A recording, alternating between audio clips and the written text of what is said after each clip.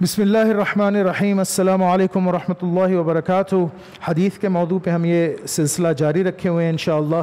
تو آج انشاءاللہ اس سلسلے کو آگے بڑھاتے ہیں چوتھی قسط میں، اور قرآن شریف کی اوتھینٹسٹی پہ میں بات کر رہا تھا کہ اگر کوئی حدیث شریف کو نگیٹ کرتا ہے، حدیث سے انکار کرتا ہے اور اس کی حجیت سے، تو وہ تو قرآن کا انکار کر رہا ہے۔ کیسے؟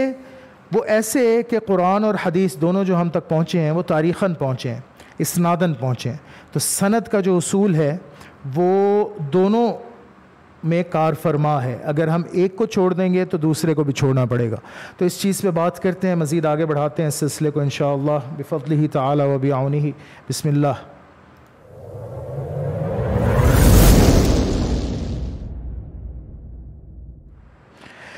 جی، تو ہم نے بات یہاں تک دیکھی تھی اور بات یہاں تک ہم نے کی تھی اور کر لی تھی کہ قرآن کی بھی ایک تاریخ ہے نا، ایک تاریخ ہے جس کے ذریعے سے قرآن ہم تک پہنچا ہے، اسی تاریخ کے ذریعے سے حدیث شریف بھی ہم تک پہنچی ہے۔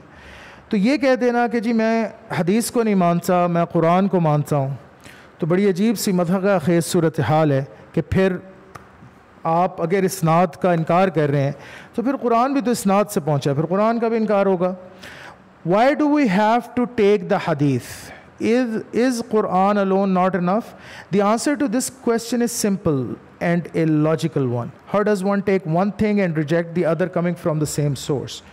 Quran has not reached us through an angel. We have not received the Quran directly from Allah subhanahu wa ta'ala jalla jalaluhu. It has reached to us through the same principles that the hadith reaches us through. تو نبی کریم صلی اللہ علیہ وسلم کی زبان سے ہی قرآن ملا نا ہمیں۔ دیکھیں، اس بات کو سمجھ لیں، کسی اور سے جھگڑا کرنے کی ضرورت نہیں ہے۔ میں آپ کو جو بات سمجھا رہا ہوں، آپ تھوڑا سا اگر دھیان فرمائیں گے تو بڑے آسانی سے یہ بات سمجھ سکتے ہیں۔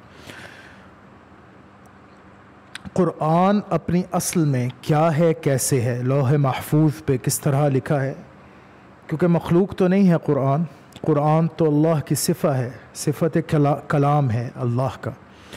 تو یہ لوح محفوظ پہ اللہ نے کیسے لکھا ہے، کراماً بررہ، وہ وہاں پر اس اعلیٰ درجے میں لوح محفوظ پہ کیسے لکھا ہے، لا یمسہ الا المطہرون، اس کو نہیں چھوتے لیکن مگر پاک، صرف وہی اس کو چھو سکتے ہیں جو پاک ہوں۔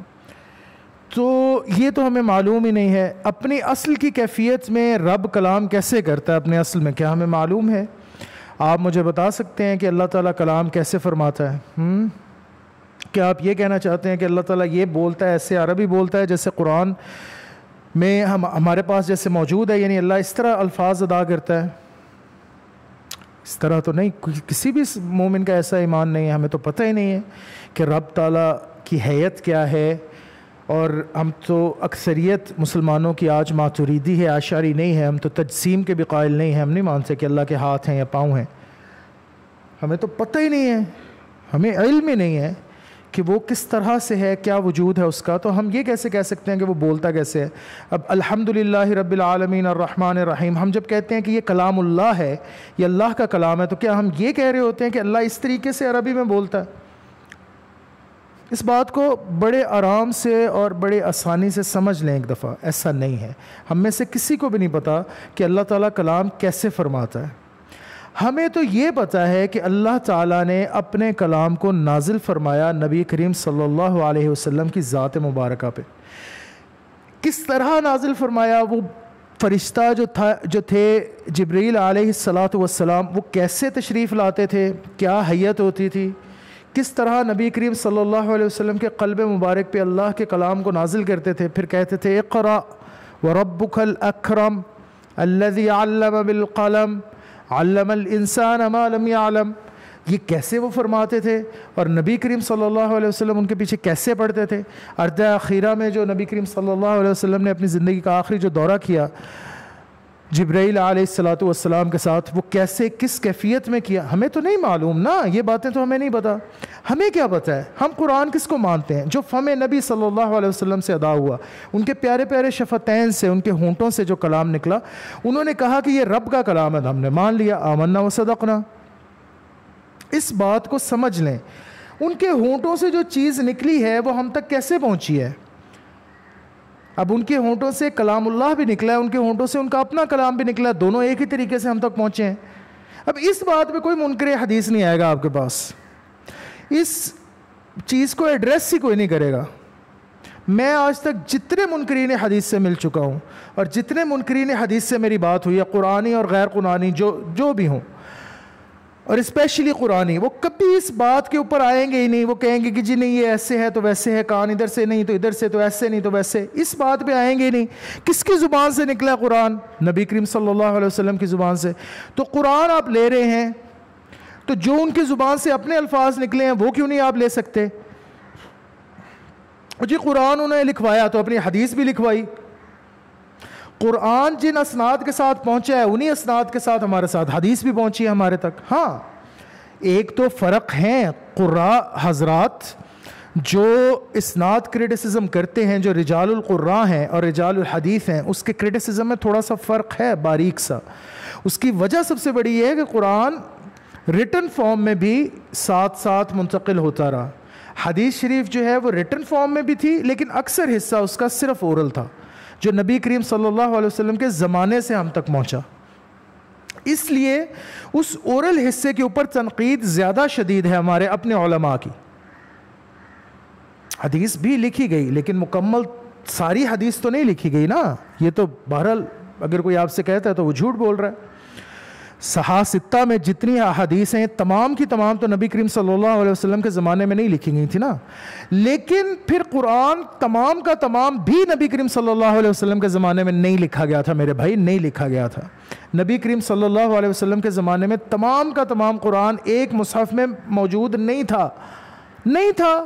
اگر تھا تو ابی بکر رضی اللہ تعالیٰ عنہ کو پھر جمع کرنے کی ضرورت کیا پڑی؟ اور جو جمع کیا گیا وہ کس بیس پہ کیا گیا؟ شہادتوں کی بیس پہ کیا گیا نا۔ حضرت عثمان رضی اللہ تعالیٰ عنہ نے جو قرآن جمع کیا وہ بھی شہادتوں کی بیس پہ کیا کہ دو شہادتیں جس آیت پہ مل جائے وہ قرآن ہے۔ تو مکمل طور پہ تو دونوں کینن، نہ قرآن کا اور نہ حدیث کا، یہ مکمل طور پہ تو ریٹن موجود نہیں تھے نبی کریم صلی اللہ علیہ وسلم کے زمانے میں۔ تو احادیث مبارکہ کی تعداد چونکہ بہت زیادہ ہے، قرآن کو 100% ریٹن فارم میں پریزرو کر لیا گیا تھا ابو بکر کے زمانے میں ہی رضی اللہ عنہ، اس لیے جو رجال کریٹیسزم ہوتا ہے حدیث پہ وہ بہت زیادہ ویگرنٹ ہے، وہ تنقید بہت زیادہ شدید ہے۔ جو قراء حضرات قراءات کے رجال پہ تنقید کرتے ہیں وہ اس سے کافی لینینٹ ہے، کافی کم ہے، کیونکہ ریٹن میں تو ہے نا آپ کے پاس، ریٹن میں تو آپ کے پاس موجود تھا، ایک ایک لفظ موجود ہے، تو اس لیے اورل ٹریڈیشن اس کو ثابت کر رہا ہے، اورل ٹریڈیشن اصل ہے اور وہ ثابت کر رہا ہے، لیکن ریٹن میں چونکہ موجود ہے اس لیے اورل ٹریڈیشن پہ اتنی زیادہ تنقید آپ کو قراء کے یہاں نہیں ملے گی جتنی شدید تنقید آپ کو محدثین کے ہاں حدیث کے رجال پہ ملے گی۔ تو یہ بہرحال ایک فرق ہے اور یہ درست بات ہے، کوئی اگر آپ کو اس کے برخلاف بتاتا ہے تو وہ آپ سے کذب بیانی کر رہا ہے، لیکن اس فرق سے قطع نظر، وہ میں نے ایکسپلین کر دیا کہ یہ فرق کیوں ہے، اس فرق سے قطع نظر اصول تو سیم ہے نا، اصول کے اوپر آئے، وہ کوئی منکر حدیث نہیں آئے گا، کوئی قرآنی نہیں آئے گا، اصول کیا ہے؟ اسناد کا۔ آج جو آپ قرآن پڑھ رہے ہیں وہ بھی آپ کو اسناد کے تھرو ملا نا، میں نے کہا کہ عاصم الکوفی کی قرات ہے جو ہم پڑھتے ہیں آج، الحمدللہ رب العالمین الرحمن الرحیم مالک یوم الدین، یہی ہے جو عام طور پہ ہم پڑھتے ہیں، تو یہ حفص عن عاصم ہے، تو یہ ایک چین ہے نا آف نریشن ہے جس کے تھرو آپ کو ملا۔ تو پھر اگر آپ حدیث کی چین آف نریشن کو نگیٹ کر رہے ہیں جس پہ تنقید زیادہ ہے، جس پہ تنقید زیادہ ہے، جس پہ زیادہ زبردست قسم کی تنقید کی گئی ہے، اس کو آپ لے نہیں رہے، تو پھر آپ قرآن والی چین کو کیسے لے سکتے ہیں؟ پھر تو قرآن بھی اوتھینٹک نہیں ہے آپ کے لیے آج کے زمانے میں، پھر منکرین حدیث کے لیے اور قرآنیوں کے لیے قرآن بھی اوتھینٹک نہیں ہے۔ اوتھینٹیکیٹ کریں، ہمارے ساتھ بیٹھے، سامنے بیٹھیں اور اوتھینٹیکیٹ کریں، دکھائیں ہمیں، امپیریکلی ایویڈنس دیں کہ قرآن جو ہے وہ آج ہمارے پاس اسی حال میں موجود ہے جس حال میں نبی کریم صلی اللہ علیہ وسلم پہ اترا اور نبی کریم صلی اللہ علیہ وسلم نے آگے بیان کیا۔ آپ ثابت ہی نہیں کر سکتے جب تک آپ کے پاس ٹریڈیشنز نہ ہوں، جب تک آپ کے پاس ٹریڈیشن نہ ہو، اورل ٹریڈیشن، تب تک آپ اس کو ثابت ہی نہیں کر سکتے۔ تو یہ ایک بہت بڑی بات ہے جو آپ کو سمجھنے کی ضرورت ہے، اور مجھے امید ہے یہ بات آپ کو واضح ہو گئی ہوگی۔ It is also important to reiterate the point of historicity here. یہ وہی تاریخ کی بات ہے, ٹریڈیشن کی بات. The history of the life of the Prophet sallallahu alaihi wasallam is what is known as seerah, and it is based upon sunnah and hadith. Without this history available to us, how can we be Muslims in the first place? ہم اسلام میں داخل ہی نہیں ہو سکتے جب تک ہم نبی کریم صلی اللہ علیہ وسلم کی اس بات پہ ایمان نہ لائیں کہ یہ قرآن ہے, اللہ کا کلام ہے. یہ بات ہم تک پہنچی کیسے کہ یہ کلام اللہ ہے, اور یہ کلام اللہ ہم تک پہنچا کیسے؟ تاریخ سے ہی پہنچا نا. تو تاریخ کو آپ نے نگیٹ کر دیا تو پھر باقی کیا رہ گیا؟ جب آپ حدیث کہتے ہیں حدیث کچھ نہیں ہے جی, ہم تک پہنچی ہے بس ہیر سے پہنچے, تو قرآن بھی پھر اس حوالے سے تو ہیر سے ہے سارا, اور کیا ہے؟ In fact we believe in the Quran is the final word of Allah because the prophet has told us so. ٹھیک ہے, یہ بہت امپورٹنٹ بات ہے.